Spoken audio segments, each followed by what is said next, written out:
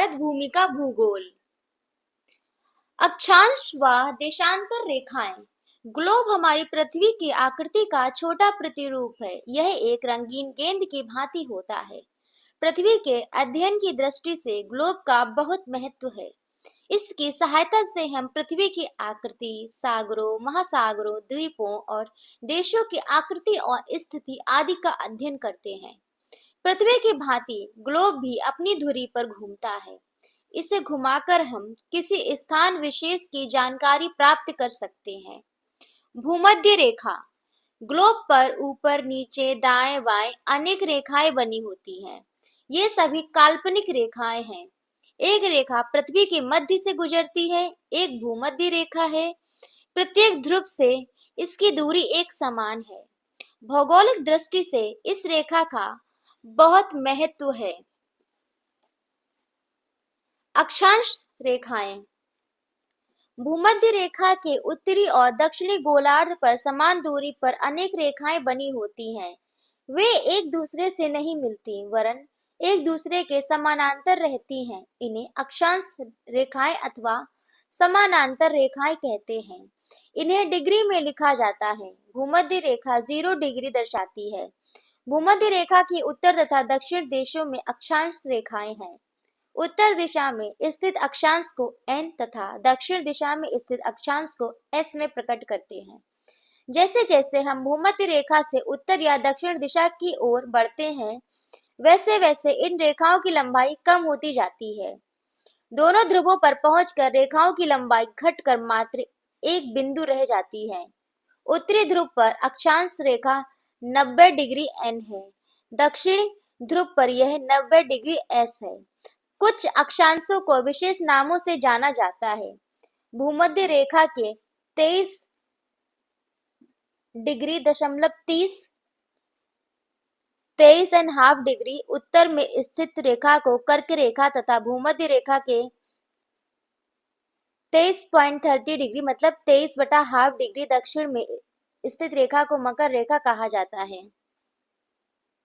देशांतर रेखाएं। मध्याह्न रेखाएं।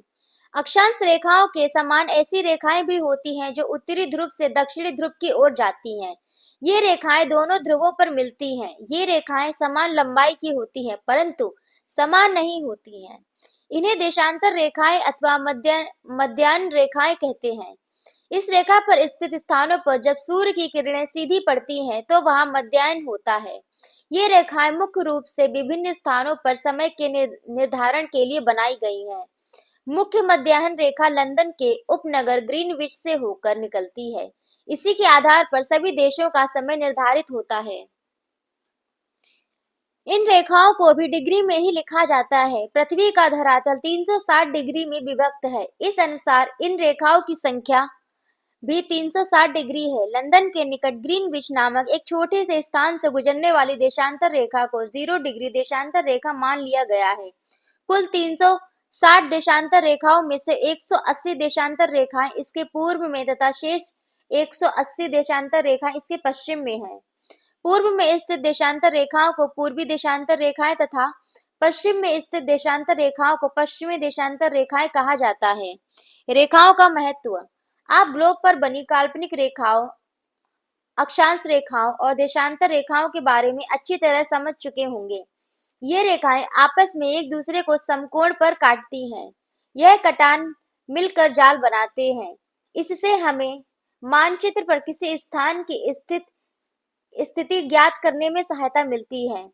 इसके लिए आवश्यक है कि हमें उस स्थान की अक्षांश और देशांतर रेखाओं की डिग्री पता हो।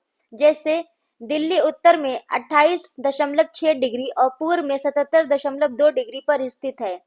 इसका अर्थ यह है कि 28.6 डिग्री उत्तर अक्षांश रेखा और 77.2 डिग्री पूर्व देशांतर रेखा जिस स्थान पर एक दूसरे से मिलती है, वहीं पर दिल्ली स्थित है। और ये इस पाठ के प्रश्न और उत्तर हैं। ये आपने पूरा पाठ पढ़ लिया है। ये प्रश्नों के उत्तर अब वीडियो में पीछे जाइए और ढूंढ ढूंढ के लिखिए।